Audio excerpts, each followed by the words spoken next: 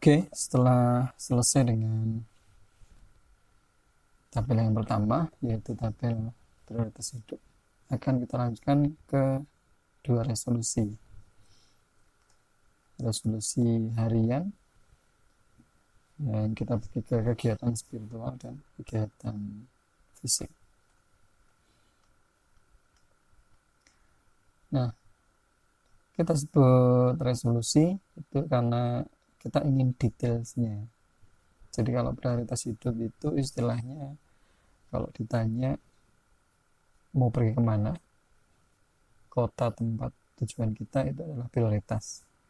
Misalnya mau pergi ke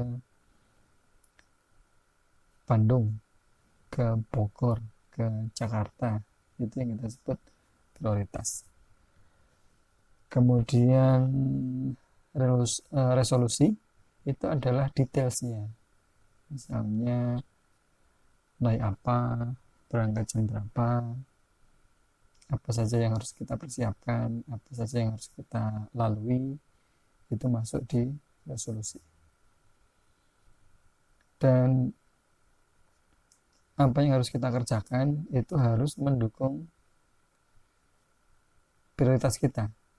Jadi tidak ada kegiatan yang tidak mendukung. Oke. Untuk resolusi yang pertama itu adalah resolusi di kegiatan-kegiatan spiritual. Jadi misalnya ibadah kita, kemudian kegiatan-kegiatan yang terkait dengan spiritual, itu kita cantumkan di sini. Intinya adalah kegiatan-kegiatan tersebut harus memiliki nilai yang meningkat. Misalnya kita tulis bagi Anda yang muslim, misalnya sudah sholat 5 waktu,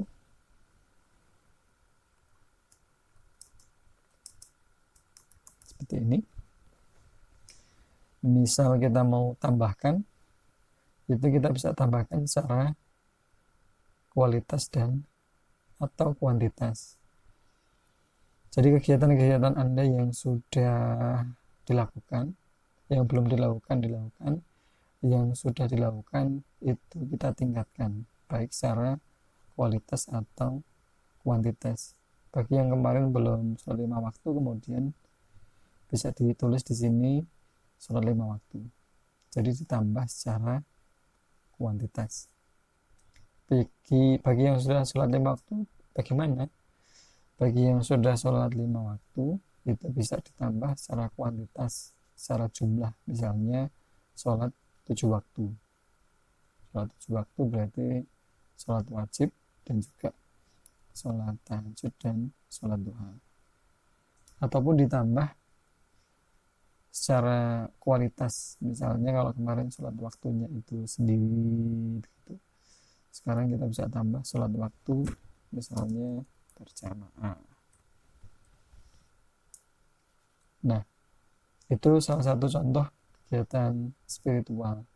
Jadi apa yang sudah jika belum dikerjakan, kemudian kita tulis di sini untuk dikerjakan. Bagi yang sudah dikerjakan, itu ditingkatkan, baik secara jumlah ataupun kualitas. Nah, kenapa kita harus seperti itu? Karena kita ingin sesuatu yang challenge. Kalau kita pengen termotivasi, kita harus melakukan sesuatu yang challenge. Tentunya tidak asik kalau kita main game hanya level 1 terus begitu ya, atau kuliah hanya semester 1 terus tidak pernah naik. Itu tentunya tidak challenging. Makanya kita akan tingkatkan di kegiatan-kegiatan yang sudah kita lakukan atau belum kita lakukan. Kemudian kegiatan spiritual yang lain apa kira-kira ya? Misalnya sedekah, kemudian one day one juice misalnya, atau one week one juice misalnya, dan lain sebagainya. Jadi silahkan diisi sampai 10, saya pikir 10 itu juga sudah cukup banyak gitu ya untuk bisa dikerjakan. Kemudian di bawah ini ruang untuk checklist. Jadi apa yang sudah dikerjakan nanti silahkan dicentang. Kalau memang kegiatan misalnya seperti sholat ini kegiatan yang dia sifatnya harian, itu maka perlu dicentang harian. Seperti ini misalnya kalau kita kerjakan. Itu ya. Seperti itu. Misal ada yang lowong ya berarti kita isi lowong. Oke. Prosentasenya tinggal dihitung di sini. Kalau misalnya dalam 30 hari hanya dikerjakan 15 kali, 15 hari, berarti nilainya di sini adalah 50. Kemudian nilainya nanti bisa dilihat di bawah. 50 ini kisarannya di D+. Ya. Jadi kita bisa nilai di sini D+. Kemudian sedekah, misalnya sedekah tiap Jumat, hari Jumat misalnya, berarti dalam 1 bulan itu kita akan punya 4 kali kegiatan. Jadi misalnya kita senang 1, 2, 3, 4, karena dia kegiatan mingguan, 4 minggu, dan kita kerjakan semuanya tiap hari Jumat persis, maka kita akan kasih nilai di sini 100 dan kita kasih nilai A di situ. Kemudian 1 week 1 juz misalnya, jadi 1 minggu itu pokoknya total membaca Qurannya misalnya 1 juz, kita lewat, kita bisa, kita oke, ternyata minggu terakhir kita kosong, maka di sini kita akan kasih nilai 75 atau 75 kisarannya di sini di B+. Oke.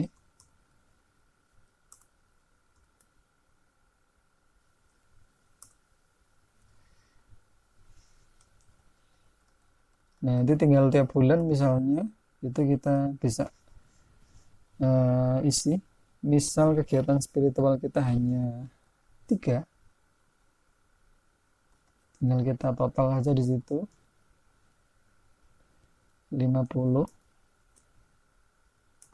kemudian ditambah 100, ditambah 75, kemudian kita bagi 3, Anda akan mendapatkan skor 75. Jadi performance Anda bulan ini secara spiritual itu adalah B+. Congratulations. Oke. Itu untuk resolusi harian yang sifatnya spiritual. Yang saya contohkan sementara ini hanya 3, dan jika memang Anda punya kegiatan spiritual yang lain, ya tinggal diisi saja. Nanti di tabel persentasenya akan Anda nilai sendiri, kemudian nilainya juga ditulis sendiri. Tentunya nanti untuk nilai rata-rata kinerjanya juga akan berubah. Setelah kita selesai dengan resolusi harian yang spiritual, kita akan pindah ke sini, ke resolusi harian yang sifatnya kegiatan fisik. Kembali ke awal bahwa apa yang harus kita kerjakan itu harus support ke prioritas hidup di sini. Jadi apapun yang kita kerjakan tujuannya adalah mendorong supaya terwujudnya prioritas hidup kita dengan secepat mungkin, lebih efisien dan lebih efektif, termasuk kegiatan fisik, kegiatan yang kita kerjakan secara fisikal. Jadi misal di sini ada prioritas kita ingin lulus S1 cum laude, kira-kira apa yang perlu kita kerjakan? Misalnya kita tulis kegiatan fisiknya adalah belajar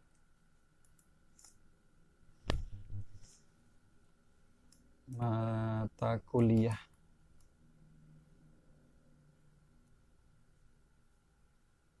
untuk besok misalnya, kemudian ingin mendapatkan beasiswa exchange itu misalnya ikut training persiapan, kemudian misalnya ingin dapat TOEFL 450, kemudian belajar TOEFL 1 jam sehari, kemudian misalnya olahraga, kemudian makan teratur, dan lain sebagainya ya. Di sini juga sama, kita sediakan 10 item. Misalnya lebih berarti bisa dikembangkan sendiri untuk lembar-lembarnya, dan saya pikir kegiatan fisik 10 juga sudah cukup banyak. Kemudian ke samping ada tabel checklist. Kalau harian berarti sama seperti di atas di sini, yang tadi sudah dikerjakan, tinggal di checklist saja setiap harinya. Kemudian nanti tinggal di persentase dan dikasih nilai di sini. Dan itu berlaku untuk yang lain, termasuk nanti untuk penilaian di rata-rata kinerja.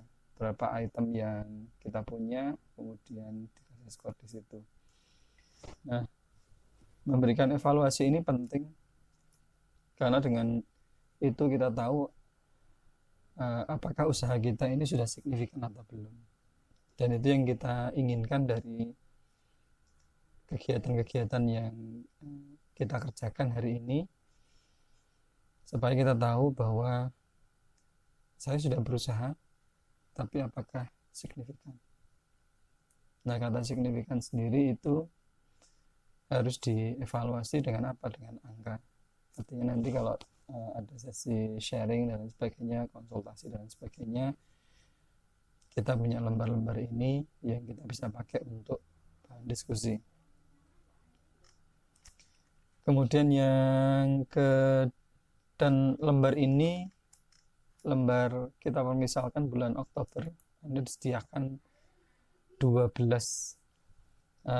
lembar yang akan dipakai setiap bulannya. Setiap bulannya dievaluasi, setiap bulannya mungkin ada yang diganti secara urutan, mungkin diganti secara item, baik di prioritas hidupnya maupun di resolusi harian.